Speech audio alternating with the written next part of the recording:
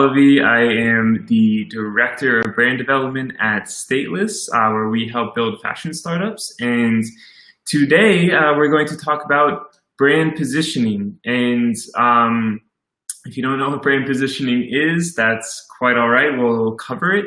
And yeah, so just while we're waiting for some people to join, I'm just going to add a pin. One second.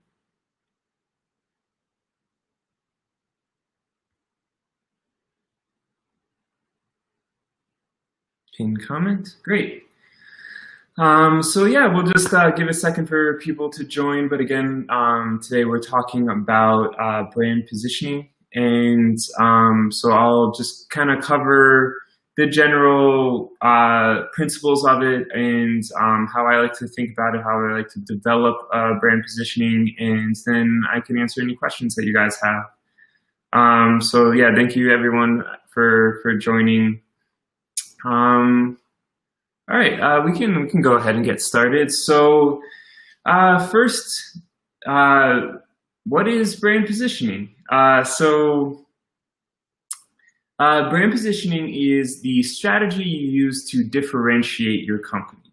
So it's a really important thing to think about right at the beginning of starting a business, because you want your business to succeed, and in order to succeed, you have to have a key differentiator, something that helps you stand out in the market landscape, and something that is going to make customers want to keep coming back to you as opposed to someone else that might be in your relative space.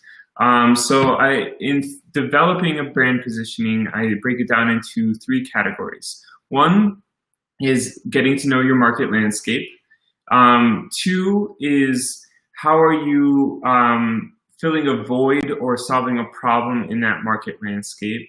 And then three is how are you creating an emotional connection to an audience. And maybe that emotional connection is one of your differentiators. So back to the top, knowing your market landscape. So getting to understand that is basically, hopefully when you've come up with the decision to start a company, you are, it's something that you're passionate about, something that you already kind of are immersed in the culture of it, and something that you really like. So you can kind of start to, jot down, an initial list of companies in your space that sell similar types of products or similar ideas to what you want to create.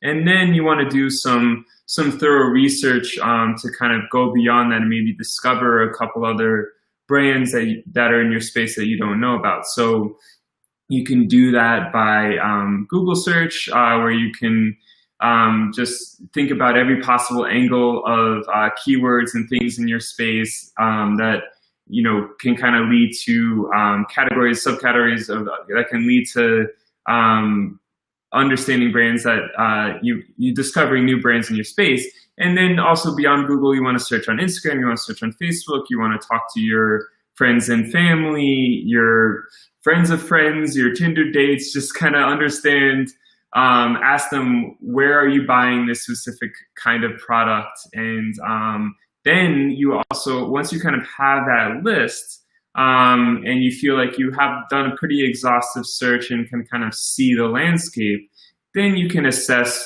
what's missing from this landscape. What problem can I solve, or how can I create something new in this space? So the more you understand it, the more you can identify an opportunity.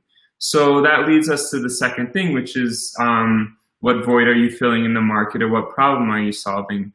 And so an example of this would be like Casper identified in the mattress space that there was a serious problem in the customer experience and the experience of buying a mattress. So they recognized that opportunity, created a great brand and user experience. Oh, I might not be on this. Okay, sorry, just technical difficulty for a second.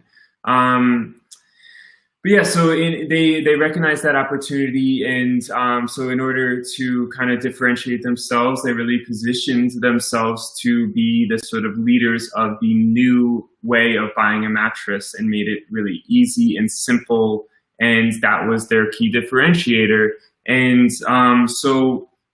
but then you also kind of want to have an additional layer beyond just solving a practical problem. You want to have a brand that has emotional resonance. So really thinking about what do my customers care about, or maybe there's an opportunity for people that are buying this thing that also care about this thing, and so you can kind of combine that. So an example of that is I like to refer to the brand Camp Collection. Camp Collection did a great job of, they make sportswear and sort of, tank top, shorts, t-shirts, things like that, but they added this layer of tying their brand to the culture and nostalgia around summer camp. And so they identified an audience that has an emotional connection and love for the idea and memories they have associated with summer camp, and kind of use that to inspire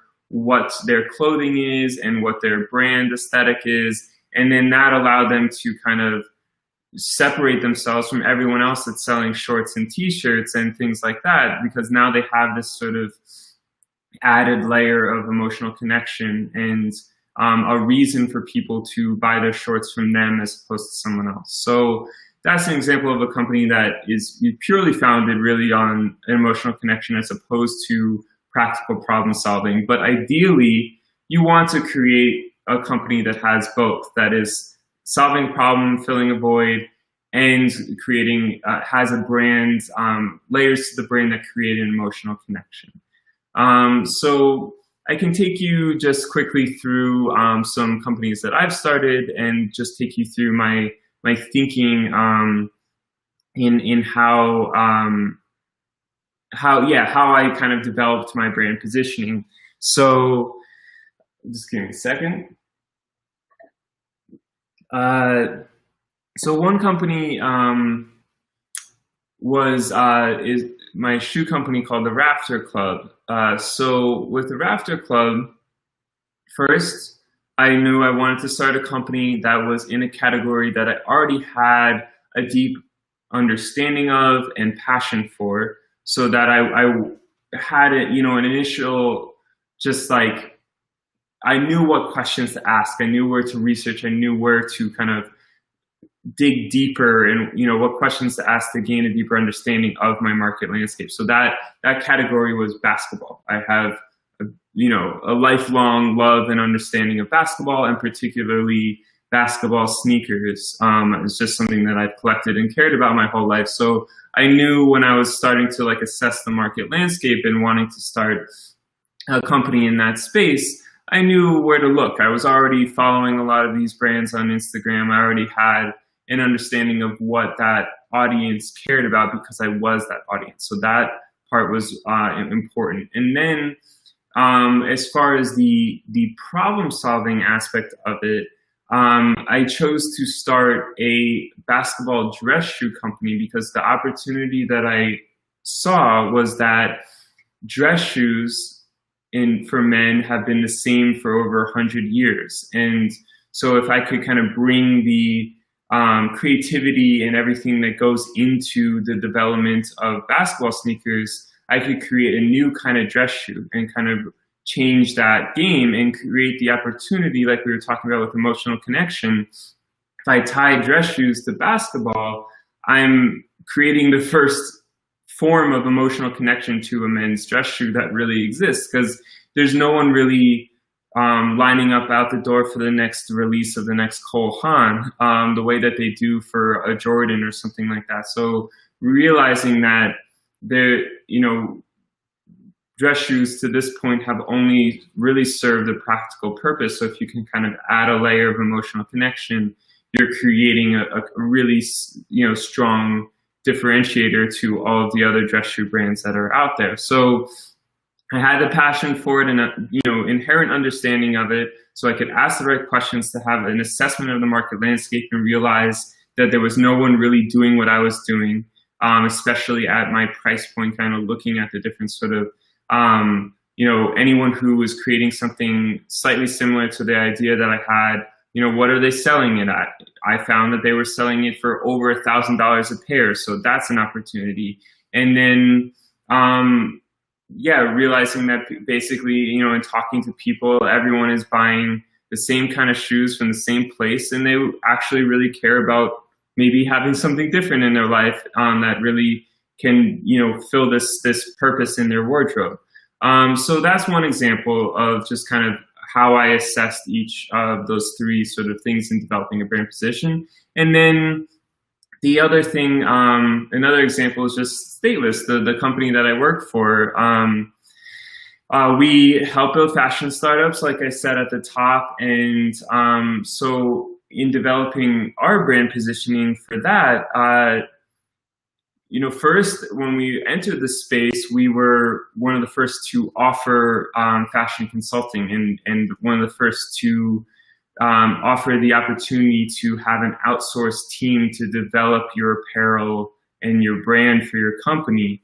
But you also kind of want to have, additional layers, especially as you evolve and other people start to enter your space or copy what you're doing or whatever.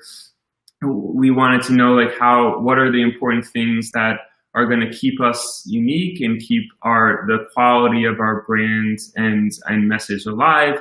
And so thinking about, okay, we want to be professional. We want to have a slight edge to our brand so that we show how, on top of the fashion landscape we are, and that we're not just for boutiques, we're for all kinds of fashion companies, and how do we communicate that?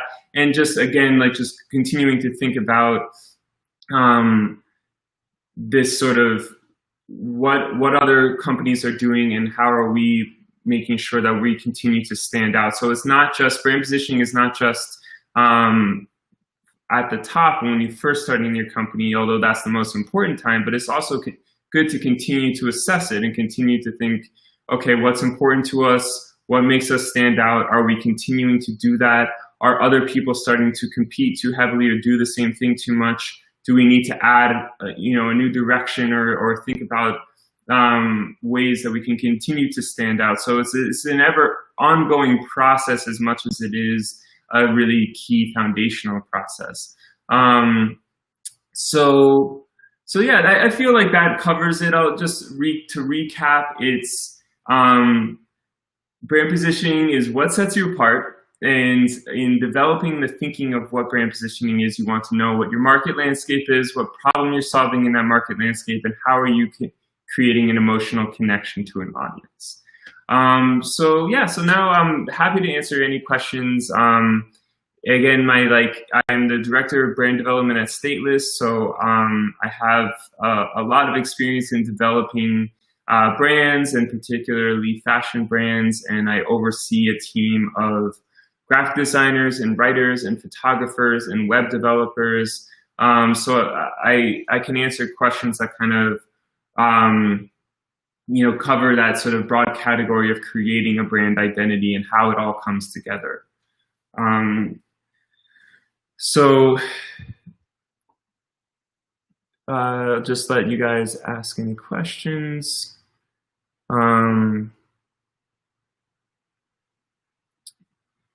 think I'll just scroll through right now and go through, see what questions people have.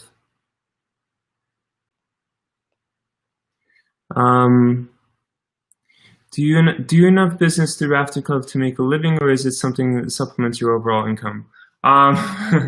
Yeah, so Rafter is definitely a side project for me right now. Stateless is my main gig, but I just thought it was a good example of just taking you through my line of thinking.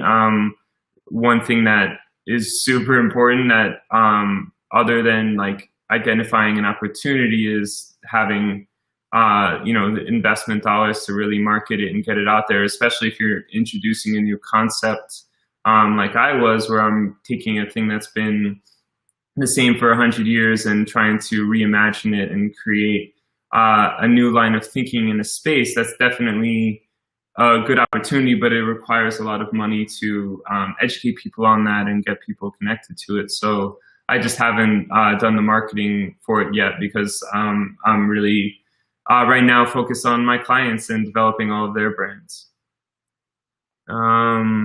But it's something that I enjoy and have a lot of passion for and hope to flesh out someday. Does anyone have any other questions?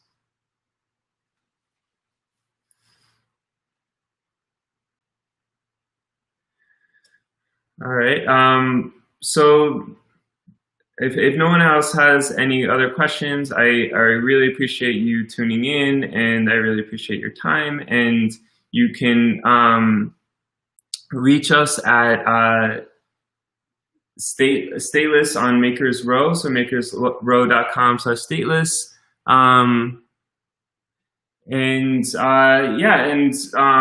Also, you can find me on embark.live, which is Makers Row new platform for category experts, and so I have some videos on there that should be helpful. So thanks again, and I'll talk to you soon.